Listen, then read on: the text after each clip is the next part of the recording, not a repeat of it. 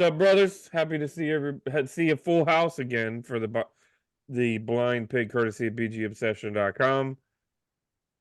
Lots to get to, so I'll jump into quick intros. Top left, you can find Bob. He hails as Neophyte. Bottom left is John. He hails as Boone. Bottom right is Chris. He hails as the Violent and Physical podcast guest. Top right is Paul. He hails as Canadian Hog, and I'm Derek. You can catch me at Silent Threat. Come on the board, BGObsession.com. Join. A lot of cool stuff going on right now. A bunch of good discussion talking about all kinds of topics. So please mix it up. We enjoy it. Speaking of a lot of awesome topics, I figured we could start with the one that has the least effect of the production on the field, and that's the Fedex Field. FedEx has pulled their naming rights, which is interesting because it's like things are actually turning around. So I don't know why now's the time to bail 2 years before the end of the contract. But what say you guys? Big deal, little deal, doesn't matter. Who gives a shit? Yeah, the rumor is that we're about to become Love That Chicken from Popeye's Stadium. I don't know. I don't think it matters. Why not change the name of the stadium too? Hell, we changed everything other thing this off season, so I'm okay with it. What about you guys? I'm personally okay with it as well. For a large portion of my life, that name FedEx has been associated with mediocrity. So I'm completely fine with turning a page and starting anew, so to speak. In the true American fashion, I'm only concerned about it from a money standpoint. I mean, they're getting ready to drop $75 million on improvements and stuff in the stadium.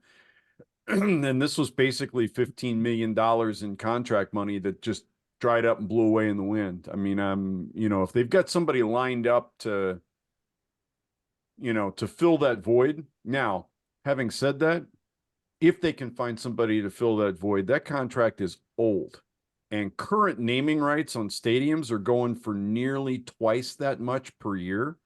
So there's more money in the offing if they can find somebody that wants to slap their name on that monstrosity that passes for a stadium for the next few years while we're still in it.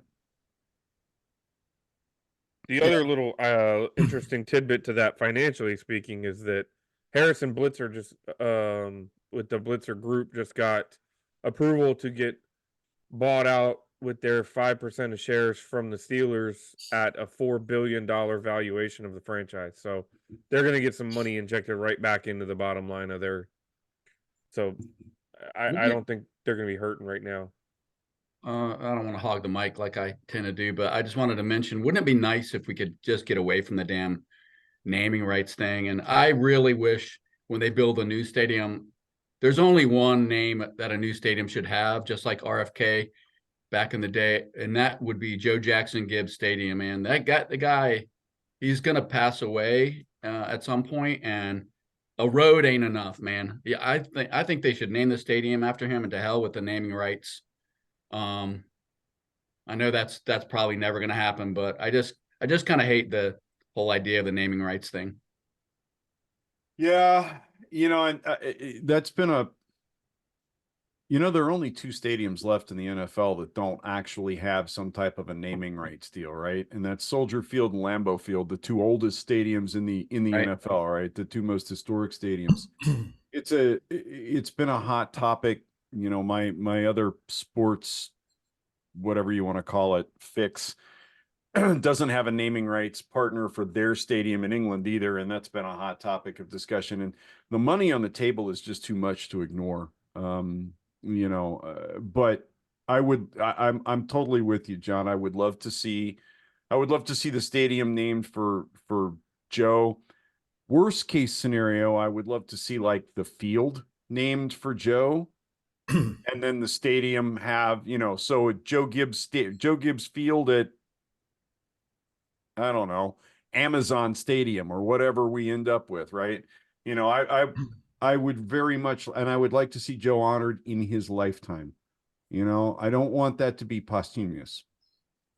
They did that at Florida State. Their stadium forever was Doak Campbell Stadium, who was a foundational coach for that school. And then when Bobby Bowden retired, it became Bobby Bowden Field at Doak Campbell Stadium. And Bowden was alive and was able to attend the festivities and all of that sort of stuff. So I could see that. As far as the name changing, if I'm FedEx, there's not a lot of positive connotations that have been brought by having your name on that stadium other than leaking toilets on paying customers and fences falling down and all that sort of thing. So I can kind of see it from their point.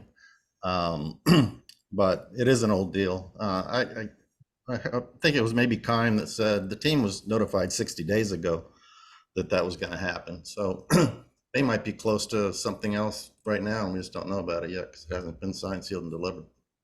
But I expect they'll be. It's too much money to Well, shake your head at. you don't even have to go outside of the city to find another stadium that doesn't have naming rights. Nationals Park is Nationals Park. There's no Yeah. sponsorship on it. Yeah.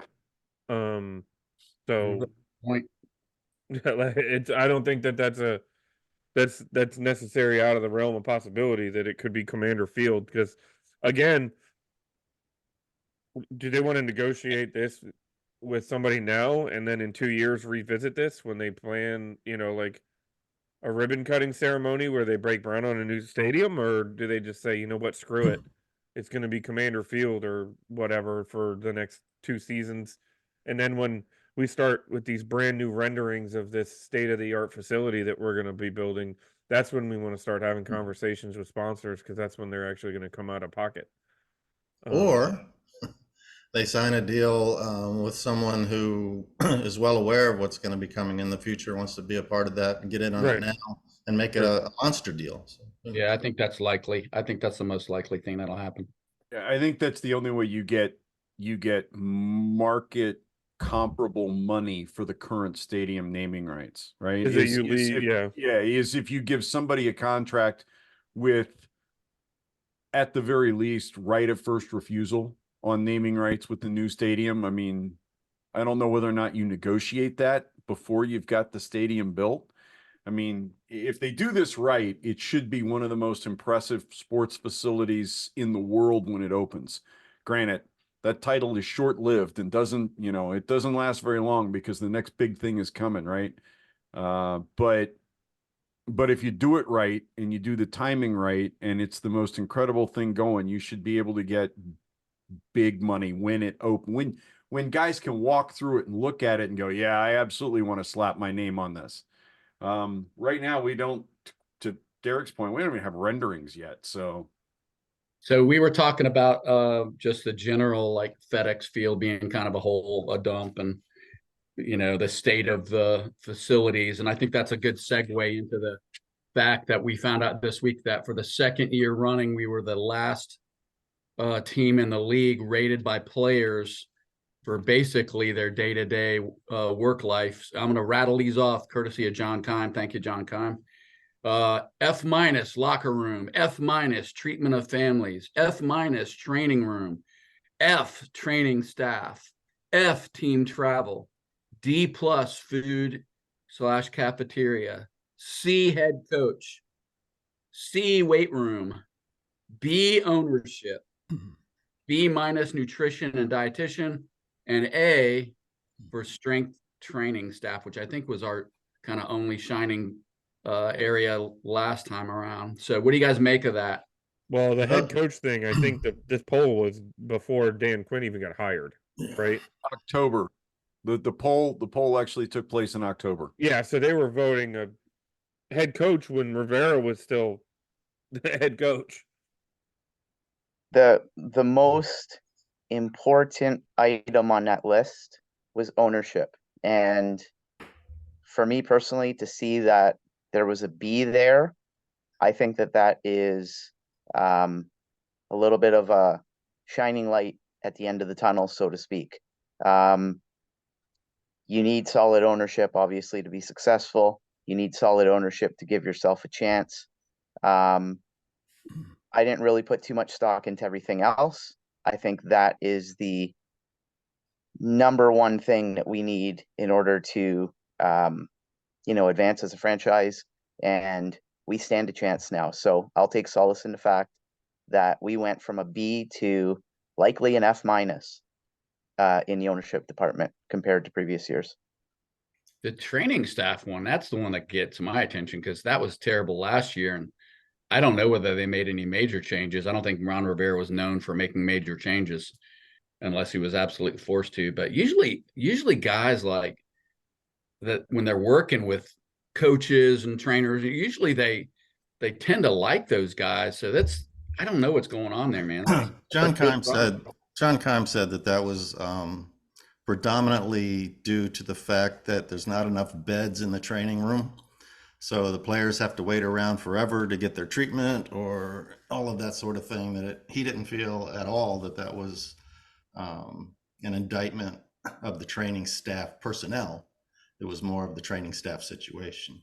So I mean, that goes specifically back. asking about training staff, though. I don't know if I buy that. Yeah. Well, So they're that asking potentially players, huh? that potentially goes back to this facility dates back to Joe Gibbs, right? I mean, it's- 1999. Yeah. 99, yeah. Oh, really? All right. Yeah. This facility opened up not long after Jack Kent Cooke Stadium, Yeah. right? Yep. The two things I found most interesting in the survey was that the next to worst overall team was the Super Bowl champions, and the lowest rated owner was the owner of the Super Bowl champions. I want to say that was the case last year too, wasn't it? Kansas City came in fairly low in the poll last year too. I heard scuttlebutt on the radio that a lot of that was driven because the owner addressed the players 2 seasons ago and said they were going to be doing updates to the facilities and stuff, and then they ended up winning the Super Bowl. And then so after the season last year, he went to them and said, "Guys, you guys won the Super Bowl. There wasn't enough of an off season for us to make any changes to the facilities." And then they ended up winning it again. So there was frustration because it's continually been apparently a perpetual promises made but not followed through with. See, and I have a problem with that. If you've got your plans in place and you've got a contractor in place and you're ready to go, you can really start that stuff the week before the Super Bowl because the team's somewhere else practicing. And they're not coming back. I mean, they're going to come back to clean out their lockers and that's basically it, right?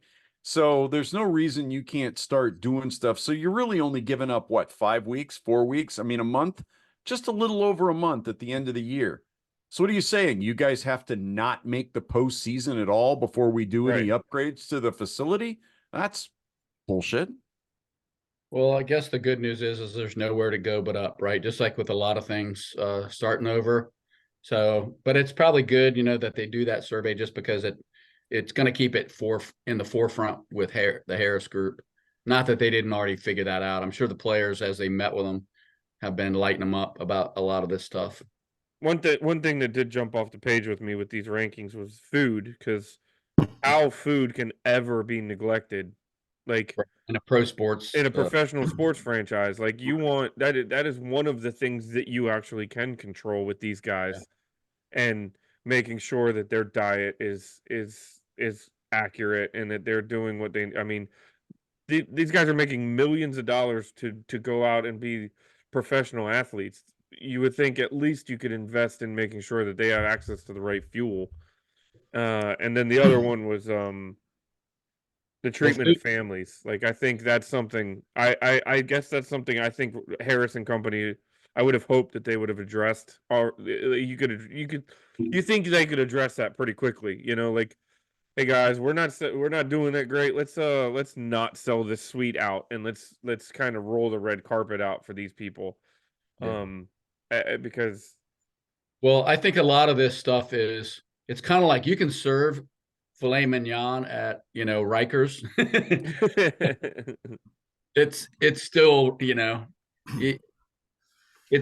when you are in a organization that just is downtrodden and beleaguered and all whatever adjectives you want to throw in there, everything stinks. I mean, and I know you guys have probably worked in companies where it just wasn't a good company, and it's like even the smallest things got amplified. It's kind of like that whole like bitching, man. Bitching isn't just a mindset, it's a way of life for some people. And if you give them enough, if you push people and in a lot of other ways. It's just gonna filter down through everything.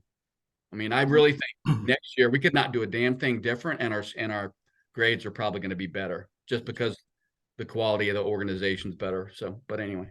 Let me add a couple quick fast facts about the dining portion, because one is that I believe, I could be incorrect, but I'm almost positive that the nutritionist rating was high. So Relatively, yeah. it's not the quality of the food. John Kime said he's eaten there 3 or 4 times. He says, I don't eat there all the time, but I've eaten there 3 or 4 times. He goes, the food's great. He goes, now the ambiance of the dining room is kind of like an old gym, etc. And then, you know, a standard, unlike any other, Rick Snyder, food reviewer, said the food's fantastic. So again, this whole report, by the time I got to the end of it and then went to the NFLPA website to find out their objectives in doing it, sounded very millennial to me. It just sounded like, we want to make sure that you're happy and that you feel valued and, you know, etc. And to your point, you mentioned the strength and conditioning coaches. I think that somebody made a comment that like the worst grade a strength and conditioning team got was a B across all 32 teams. Yeah. Like, you know, so it's, I guess take that for what it's worth. You know, I think it's also important that we point out that for at least like a third of the roster, we're competing against the University of Alabama. Mm. You know, that's where these kids went to college. And I would be willing to bet you that the facilities at Alabama make the vast majority of NFL teams look pretty sad. Probably right. You probably did. Yeah. Right. It's an arms race in college. Yeah, yeah, it is. But Well, it's, you know, one of the ex-players was saw a conversation and said, we don't go around when we're free agents, etc. We don't go around and we don't do facility tours to find out where we think this is going to be a great place to play. The college kids do, etc. He goes, there's 3 things that are important to any player in the NFL, ranked in importance for where we go as free agents. Number 1 reason is money. The number 2 reason is money. The third reason is winning. Do those 3 things, and it doesn't matter where you're training. you know, I mean, if the facilities were the end all be all, every free agent in the National Football League would want to go play for Seattle. Did you guys see the pictures of the Seattle facility when they were showing Mike McDonald walking in? Had a drone shot, and it looked like somebody's postcard from the Alps. I mean, it was just amazing. And I thought, oh, hell, I want to go there. Well, it's coming. It's coming to I'm sure. the DMV sometime soon. So well, let's talk some football, guys, man. We've talked about everything but football. Let's talk about the free agents that we've got and who the heck do we want to keep. We did a poll on the site about 2 weeks ago, really for this podcast. So I'm going to run down really quickly what that poll showed. And all we asked people is, who do you want to keep from our current free agents? At the top of the list, no surprise, Cam Curl, 75% wanted to keep him. Curtis Samuel, 70%. Jeremy Reeves, 60%. Kendall Fuller, 50%. Was a little low, surprisingly. Kaliki Hudson, 45%. Antonio Gibson and Casey Toohill, 40%. James Smith-Williams, 35%. Jamison Crowder, 30%. Cornelius Lucas, 25%. Joey Sly, 20%. And then 15% and below, we had Jabril Cox, Cody Barton, Tyler Larson, Jacoby Brissett, and F.A. Obata. Guys that got no votes were Sadiq Charles, Byron Pringle, Alex Arma, and David Mayo, probably the least surprising of the. And for clarity, it was unlimited votes allowed, so it's not like people were voting for 1 or 2 people. Right. I think I ended up voting for 7. So Yeah, it's not like guys were limited, that some of those other guys might get less votes because we're ranking top 3s. That's not what we're doing here. We're literally, who do you want to keep? And you can pick all of them or none of them. It's up to you. you know what? I take that back. 11. Looking at this. Huh. Huh? Oh, I kept 11. You know, if you go back and look at the poll, you can see how you voted, right? Your vote's in bold. Right. I actually kept 11 names, and now I'm thinking about this, and I did that because we don't. Number one, if I'm right, and I'm sure either Derek or Chris knows this off the top of their heads, but I believe we currently have the fewest number of players under contract of any team in the league.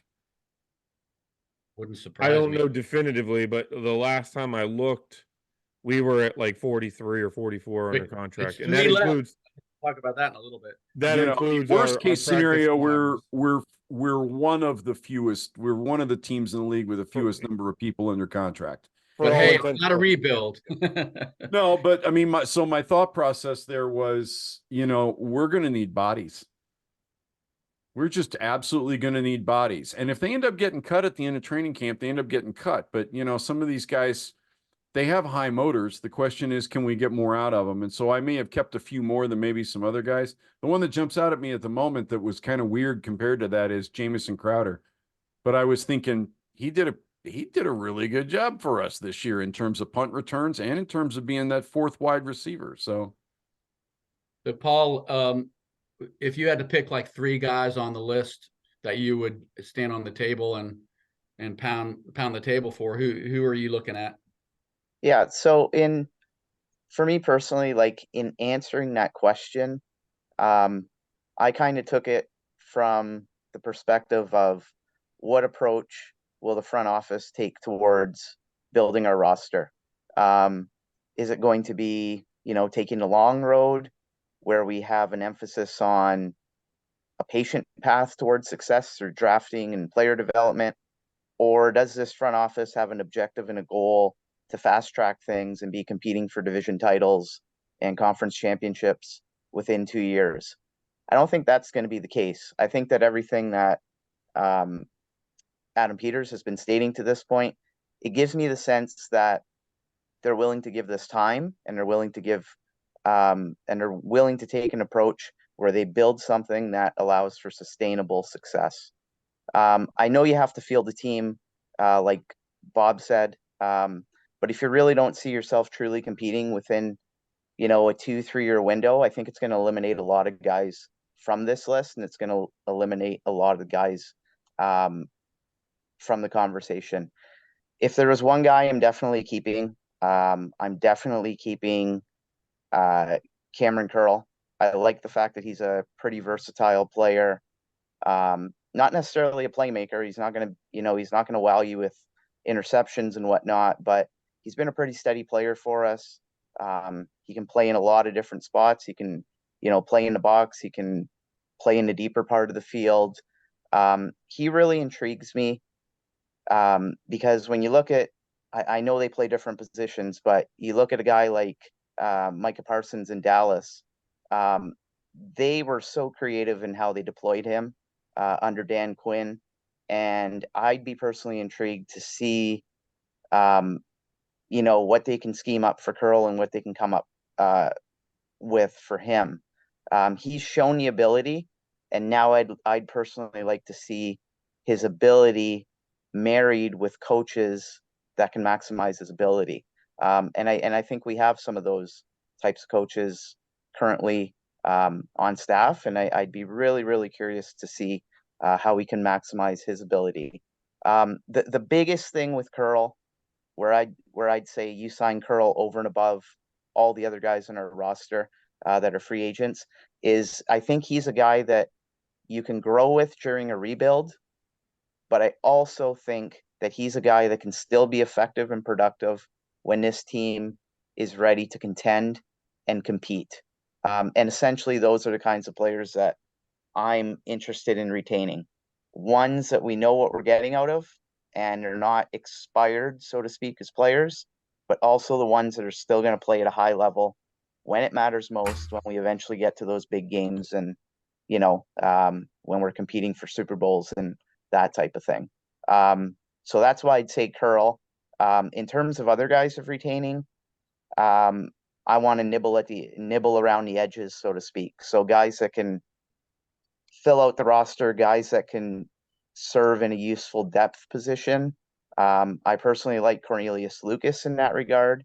I know he's a little bit long in the tooth. The guy's had like 10 years in the league. I was actually pretty surprised to know and find out that he's actually started 31 games for us over 4 seasons. I didn't realize that he's played that much, but he's been that jack of all trades type player for us. He's someone that we can throw in there in a pinch and be serviceable. And Hill's I've kind always of that personally, kind of guy too.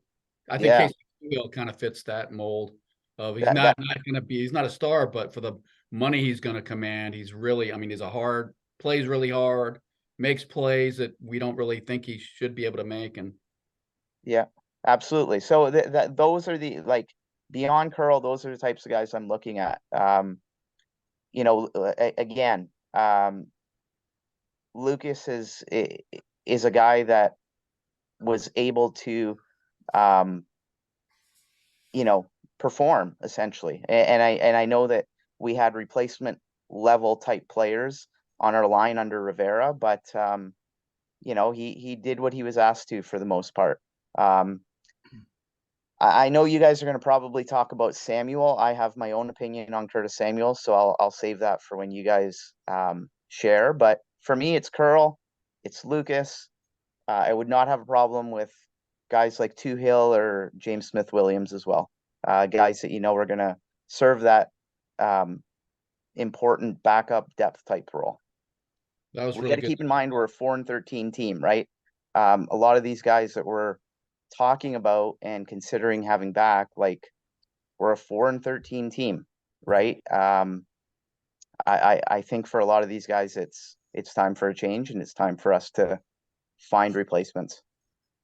I think Cornelius Lucas's value might have taken a step forward today with the release of Charles Leno. I think he might be more important, especially as a depth piece.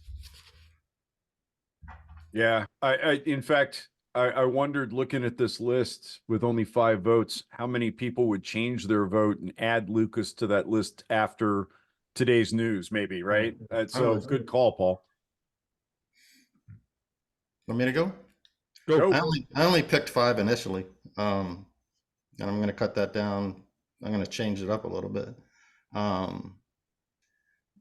like Curl. He's not a playmaker. He had a very productive season. He's the youngest of our free agents at 25 years old. But he had his most productive season tackling this past year. He had 1 forced fumble, 2 fumble recoveries. He hasn't had an interception since his rookie season. So he's not a ball hawk. And perhaps that ties into the first thing you got to do, Joe Witt Jr., is you got to catch. So I don't know, how that goes. But he's going to be expensive, I think. Estimates have him at about $17 million a year. That's not chump change. So I want to see what he's willing to do, what they're willing to do. But he's certainly someone I'd like to see back. Same thing, depending on the money, I'd like to see Curtis Samuel back. I think that he was our 3rd most productive player on offense behind McLaurin and Robinson. And he's consistent. You look over his stats for the 4 years that he played full years, not including the first year here where he rode a bicycle most of the year. Very consistent. And I think that he has value, but I think he's going to have value around the league. So we'll have to see what kind of money comes out. The other guys I would look to keep under the auspices of you can't get rid of everybody and you have to have people that can fill positions. I would keep one of either Casey Hill or James Smith-Williams because I think both of them will be cheap and you could probably get them on a 1-year deal. Same with Khalid Hudson. I don't think he's going to draw, a lot of interest and a lot of money, and you can sign him relatively inexpensively to a 1-year deal. I don't think Jeremy Reeves is going to get a lot of money on the open market as a special teams player because I don't see him as a full-time defensive player. That's what I'd pick. I had a lot of the similar names as you guys. Samuel, Fuller, Reeves, Pearl, I won't dig too much into those. Hill, I voted for. A lot of that is because we literally, I think, have one defensive end under contract right now. Yep. And it's KJ Henry. So we're gonna need inexpensive defensive ends and edge rushers. Hill has flashed. I like James Smith-Williams, F.A. Obata. Those guys are versatile. I didn't vote for them just because at some point I can't vote for everybody. But there's a lot of holes to fill, especially on the defensive edge position. But two names I voted for that didn't get a lot of votes that I would love to see what's going on is I actually voted Cody Barton. I want to see what Cody Barton can do with Yes. his whole defensive coordinator. Yeah. I'm not saying that he's going to be a breakout candidate. We are starved for linebacker talent. We have a lot of holes to fill, and you wonder if Barton can actually turn things around with a different schematic game plan. And the other one was Jabril Cox. Again, we're going to need linebackers. I liked him coming out of college. I wanted us to draft him. We ended up stealing him off of waivers when the Cowboys tried to slip him to the practice squad. So I'd love to see us give him a 2 or 3 year deal and just see what he can do as he can develop as a player. Because when he came out of LSU, I was excited about that guy, and I was a little upset that Dallas was able to draft or get him. I believe is either an undrafted free agent or a late third day pick. I can't remember. So those are two guys that I kind of have circled that. Not that I think that we can't live without, but I think that I think there is some upside there with the new schematics, new scheme, and new DC and everything. About you, Bob? Anybody that we haven't talked about? No, nobody that we haven't talked about. I have kind of rethought this question in the last, I don't know, 48, 72 hours with the way things have gone at the draft and some of the things I've heard out of both Dan Quinn and Adam Peters, and then watching the cuts today as they happened, right? I don't know that we'll see Fuller back. Age combined with money. Samuel may be the same thing, although he's younger than Terry McLaurin. And you keep, for whatever reason, Boone, you're right. I keep thinking he's older than McLaurin. He's and been I don't such know. a good wide receiver Well, I think he came out a year earlier than Terry did. Yeah. He's only 27, I believe. Yeah. So, but I mean, I'm looking at this list. I think, we re-signed Kaz Allen a couple of weeks ago. Maybe we don't need Jamison Crowder like I thought we did for returns and to be that, potentially that fourth wide receiver. I'm just looking at this and I'm thinking anybody over 25, 26 years of age may have a hard time getting re-signed with this football team. I don't want to say it feels like we've capitulated the 2024 season, because I don't believe we're doing that. Dan Quinn obviously wants to win. Adam Peters obviously wants to win, but it really feels like this team is taking the long view, and I'm thrilled with that. I'm willing to put up with a lousy year or two, and it feels like there's just going to be a massive youth movement. So I'm looking at this list and I'm thinking Crowder, Larson, Fuller are all gone just because of age combined with money. If it were me, you held my feet to the fire, my three would be Curl, Reeves. He's the last All-Pro we had in this, in this team, short of Tress Way. And you're absolutely right, Chris. He's not a great depth player, maybe, but you got to have those standouts on special teams. And then probably Casey Toohill, right? The kid's got a high motor. He's never going to be a rock star, but you know what? You sub him in for whoever your starter is, and he's a threat to put a quarterback on the ground almost every single time, simply because he never, ever quits. Khaleke Hudson, because we have no linebackers. Jabril Cox, because we have no linebackers. Cody Barton, because we have no linebackers. Here's another name that almost nobody voted for that I was thinking about earlier. Kind of depends on what we end up doing with Sam Howell. If we keep Howell, no Brissett. But if we trade Howell and you're absolutely in bed with whoever you draft, I'm assuming at number 2 or wherever we draft in the first round, you're going to want an older, steady hand behind him. And I guess that would be Brissett, and I would love to see him back.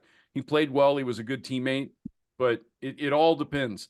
I would rather keep Sam and have two young guys fighting over the position. But if they choose to trade Howell for draft capital, then Brissett moves way up this list for me.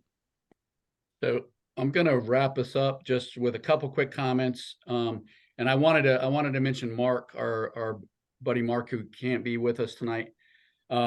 He made a good. We were together last weekend playing bad golf, and carousing around a little bit. But he made the point that, you know, we don't know what these schemes are going to be like. We don't know what Kingsbury is going to run, and we don't know.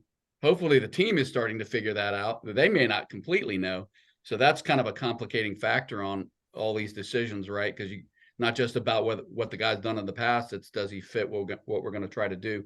But I'm definitely, you guys know, I'm on the Curtis Samuel train. I always have been. I think he's one of the most underrated offensive players in the NFL, especially by our fans. You can make a case that he's the best wide receiver on this team looking at the stats. I'm not going to make that case, but so I would definitely, he would be my number one guy. And then the one that nobody mentioned, I really like Antonio Gibson. I think we've underutilized him. I think he's a lot more versatile than than Rivera and company ever allowed him to be, just like Samuels. And I know he's getting a little older. I know he fumbles the ball, but you know what? I keep track of this because I get tired of people beating on Gibson about fumbling. All of our running backs and wide receivers fumble. It's really not that big of a difference. So I would like to see, I think he's one of those vet guys that plays his ass off, and he can do a lot of things. So I'd like us to re-sign him.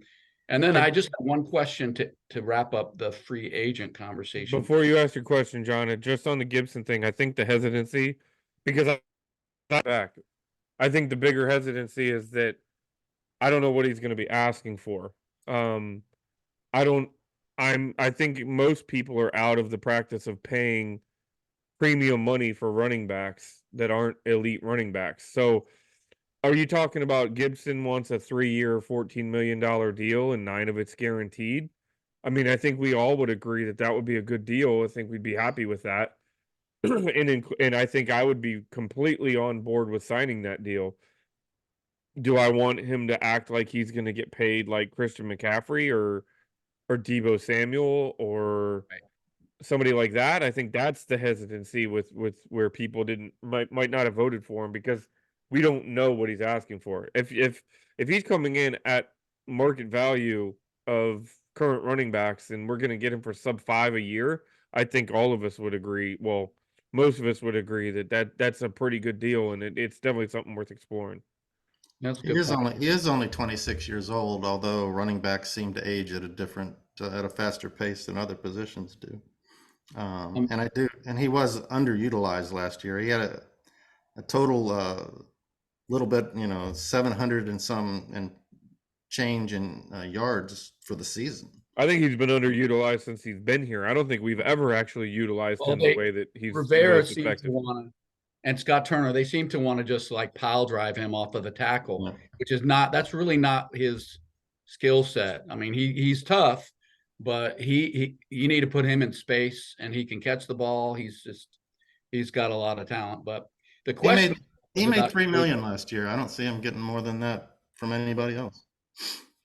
Well, maybe his expectations won't be, insane. Yeah, well, there's a lot of running backs that have been deeply, deeply disappointed at what they were able to draw in salary the last couple of years. And there are a fair number of guys on the free agent list too. I mean, I saw a report earlier today that apparently people think Washington's going to sign DeAndre Swift, which I thought was amusing.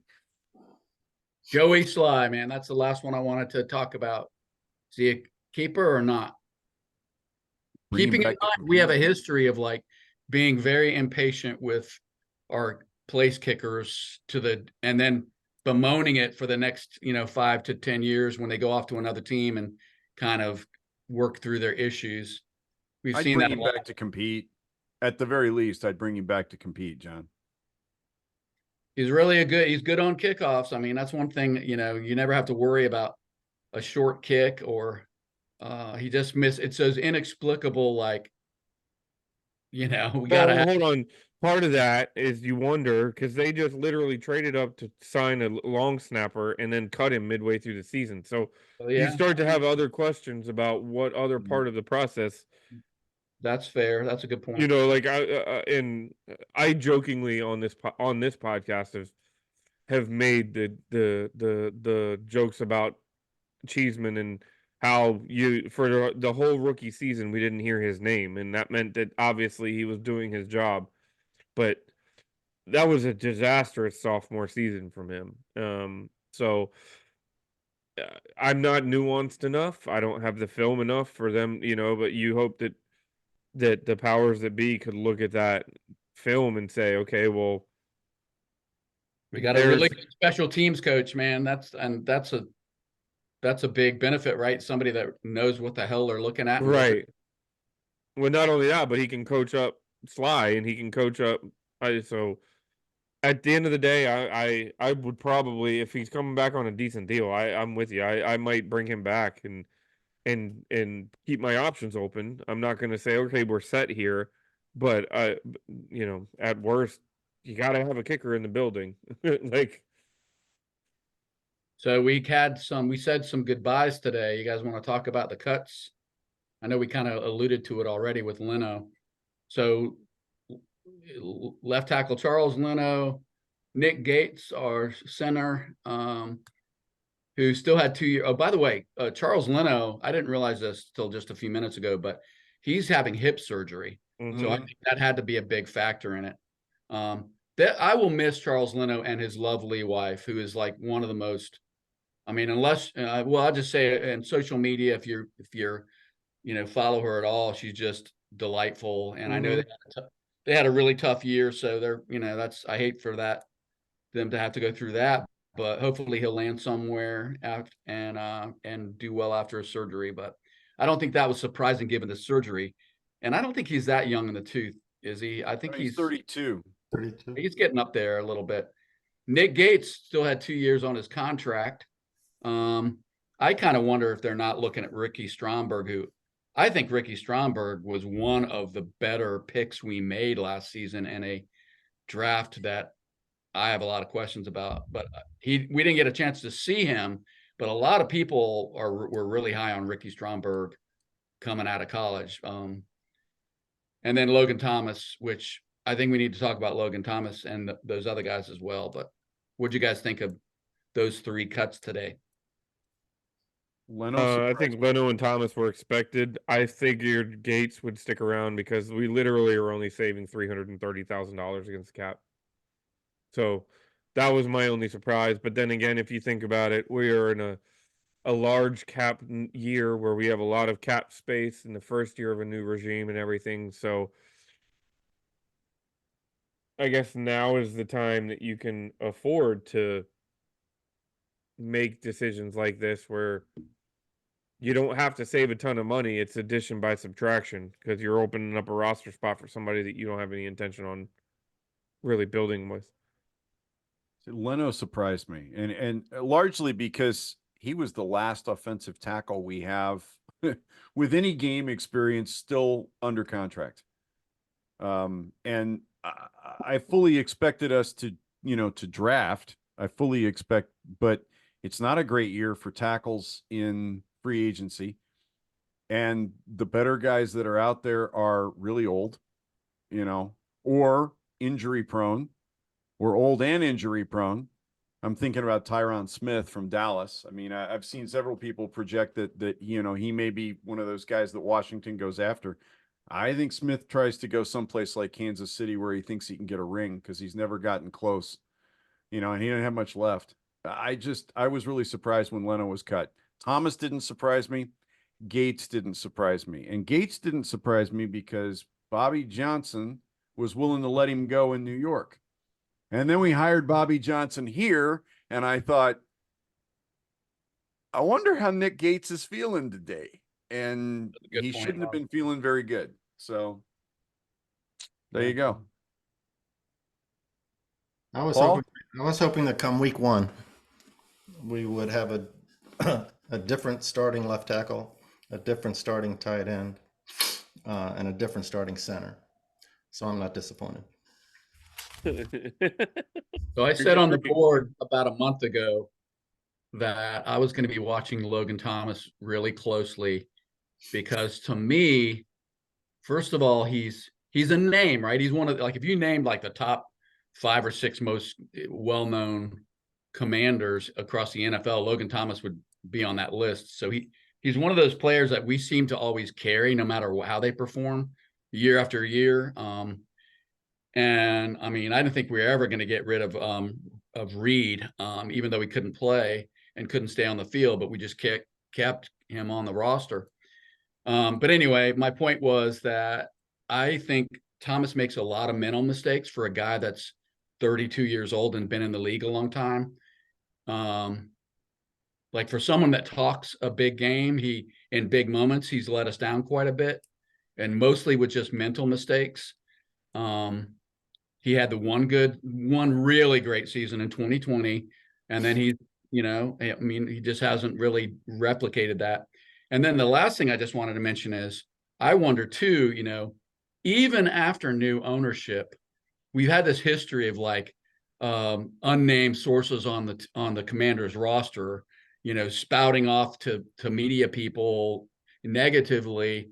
And finally, Logan Thomas actually put his name to the last incident where he's, talking about Eric Bieniemy, and at a time when Eric Bieniemy is still a potential coach, right? I mean, he could, and almost to the effect of, I'm going to make sure that he's not the OC next season or the head coach. I just wonder. I don't think coaches and front office GMs like guys that are pot stirrers and run to the media, whether anonymously or not, and critique behind the scenes. I don't think there's any coach in the league that wants that. And, it's like, knock on my door, you can bitch all you want, whatever you need to do. But I just think he's been one of the guys that has gone to the media repeatedly, bitching and groaning, and the stuff about that we practice too hard. I almost guarantee you he was involved in that as well. So I wonder if it wasn't just more than the football decision, but maybe that's just me. Maybe I'm just being a Logan Thomas dick. I don't know. He is a Virginia Tech guy, so that's strike one anyway. But, Wow, and you did it without Mark here to defend him. I guess I sucked all the air out of the room with that. Sorry. Paul, thoughts? Yeah, no, I'm okay with all these, and none of these moves were surprising. I mean, maybe Gates to an extent, given that he's just gotten here. But I mean, again, we're a 4-13 football team, and I like these moves from the standpoint that it kind of seems like this front office recognizes that it might be time to blow things up.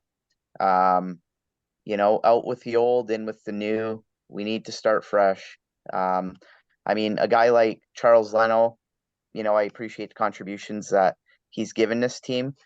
We need to remember that he had some pretty big shoes to fill when he first got here. If I remember correctly, he was taking over for Trent Williams. Yep. And he served fairly admirably for a few seasons. And I mean, it's been tough sledding for him the last little bit. But I mean, it's time. You're a 4-win football team. We need to do better. We need better results on the field. And the sooner we start that process, the better. When each of the coaches were, when they had that little assistant coach interviewing scrum thing last Friday, I believe it was, anytime any of the coaches were asked about, what do they think about the current roster or, the players that they've inherited, every one of them, quickly said, well, we're just getting into our player evaluation. We're not through it yet. It sounds like they're through it now. Being pretty decisive. I mean, I had that same thought. It's like, wow, it sounded like it was going to take a couple months. It's like, boom, the hammer's already fallen.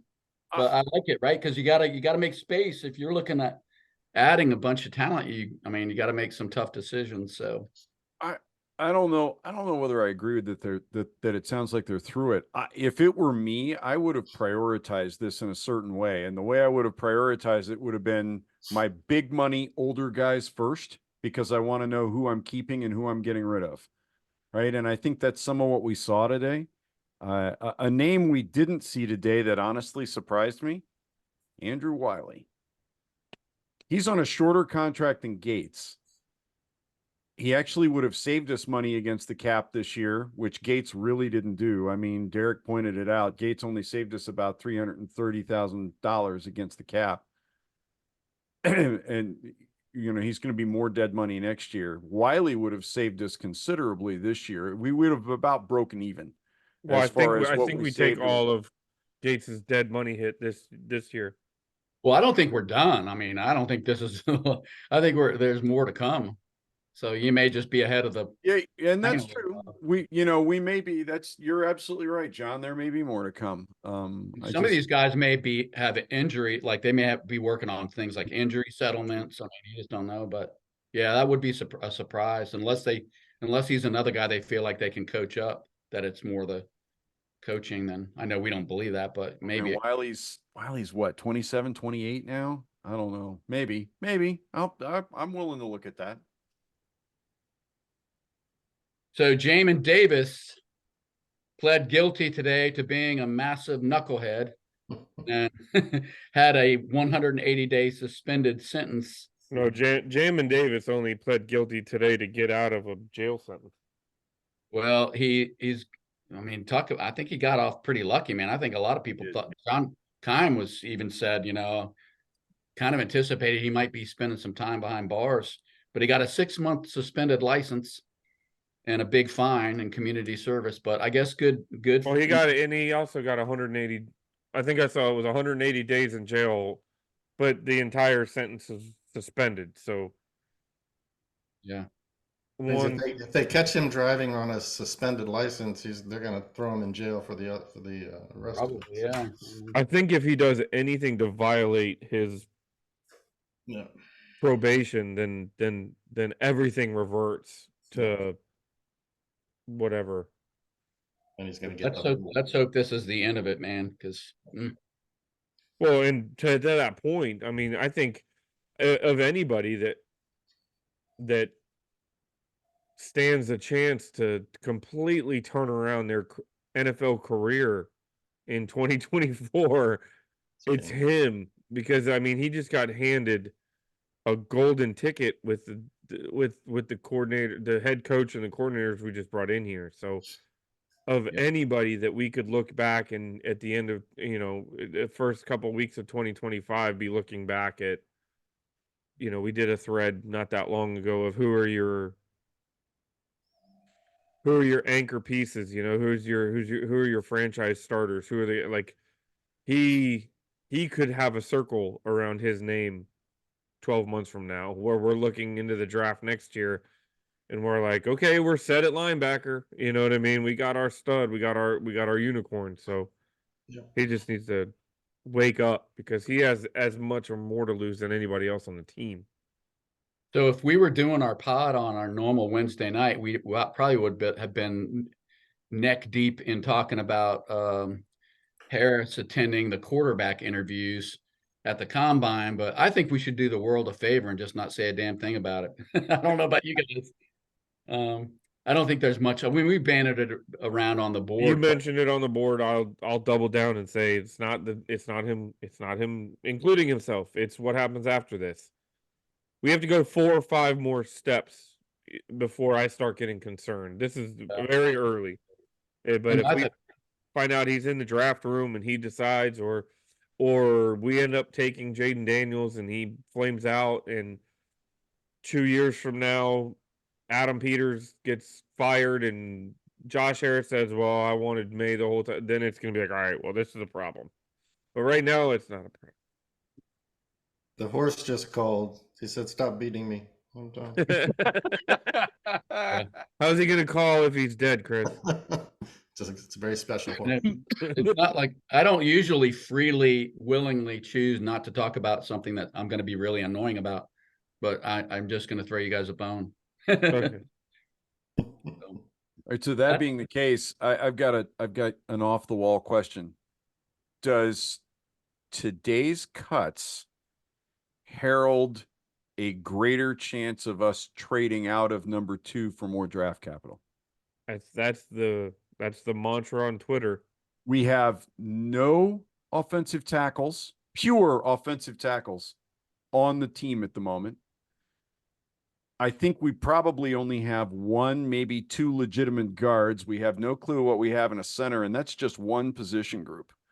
We already know where we are with linebacker, and that's basically the cupboard is bare. And if Mark were here, he would tell me that that's an understatement.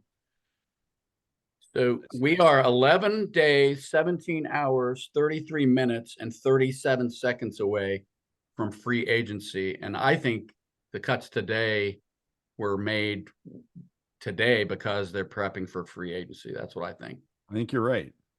Yeah, I think the free agent moves will be a much greater indicator toward what might happen in the draft than coming up with an answer before the free agent move. Well, Peter said that we weren't going to be big spenders, but I don't think he meant we weren't going to spend money. I think what he meant was we weren't going to be splashy. Right. That was the impression I got too, Derek. I think we're going to have to be big spenders simply because of the lack of bodies on the roster right now, right? And we have money. I mean, we have a lot of money. I mean, more today than yesterday. You know, if we've got 45 guys on the roster, we're going to draft 9. The typical undrafted, at least 9. At the moment, we've got 9 picks. Right. The typical undrafted free agent class is what, 15, 20 kids, give or take? If you add in UDFAs, yeah. Yeah, that's what I'm saying. Undrafted free agent class. So you got 9 draftees. Let's be nice round numbers and say 21 undrafted free agents or undrafted rookie I think free that's agents. heavy. I think you're usually sub 10. Well, I'm being heavy intentionally. That's right. 30 people. We've got 45 on the roster. That's 75. You go to camp with how many? 90? 90. Yeah. So I mean, we're still 15 light. So we got to sign somebody. We're going to spend some money. Well, Chris and I have bantered this back and forth on the board, and I think we're on the same page. Even if we have $95 million, that money is going to disappear quickly or faster than a lot of people want to admit. I had somebody approach me saying, "Hey, do you want to sign Mike Evans?" And I said, "Well, what are we paying him?" $27 million. I said, "Nope." So we got a ton of money. I said, "It doesn't matter. We got a ton of spots to fill." I mean, if we sign, to your point, just to get to a 53-man roster, we've got to sign we have 20 people that are becoming free agents. Because remember, of those 45 that you're referencing, 9 of those guys were signed off of our practice squad because practice squad players revert to the active roster at the end of the season. Right. So 8 to 10 of those guys were on the practice squad this past season. So you can, unless you're going to bank on those guys, you can knock 10 more off of your list there, Bob, because they're not going to be active members of the team. So you're talking maybe 35 to 40 guys that are under contract, and you just to get to an opening day roster, you got to field 53. If you're averaging $1 million a year for those guys, that's $20 million right there. Yeah. And that's not including any upgrades. So there's a lot there that needs to be filled in. And I don't think we'll be big spenders. I think we'll see a lot of upgrades. I think we're going to have a lot of players that aren't in that. I think we'll have a couple of those day one free agent signings. You know what I mean? That you don't get into a bidding war, but there is definitely an emphasis on getting those guys in your building and not letting them leave. But I think a lot of the meat and potatoes is going to come in the days after day one, and it's going to be going from a tier 3 offensive guard to a tier 2 plus offensive guard, and it's going to be going from a tier 3 linebacker to a tier 2 plus linebacker. And the money's not going to be huge, but the roster's going to look a lot different in the preseason. Or no linebacker to a tier 2. Right. Because we had 3 guys on the roster last year that played linebacker? So the next couple of pods for those that follow us and tune in for weekly punishment from us, we're going to be talking about free agents that we want the Harris group and Adam Peters to bring to Washington to play in the future Cool Ranch Doritos Stadium. In Washington. No, nacho cheese. At least it's the same colors. I don't know yet how we'll do that, whether we'll break it down and do offense next week or in defense the following week, or how Oh, we'll we got 1 week, brother. Yeah, well, I guess we're in the Like- middle of it by the week after that. But anyway, we're gonna kind of give you our dream guys that we want to bring in to get this new Commanders era going in the right way. Anybody got anything else? We covered a lot of ground in an hour. We did. Good job, did. I'm tired. Paul, you're muted. Friday. Yeah, I muted intentionally because I had some noise going on upstairs. So- Okay. You're not in Dutch with the wife, are you? What's that? You're not in Dutch with the wife, are you? No, no, no. My son just came home from tennis, so yeah. Thelma. All right, guys. All right, gentlemen. It's been a Conversation. pleasure. And we'll see you next week. All right. Have a good weekend.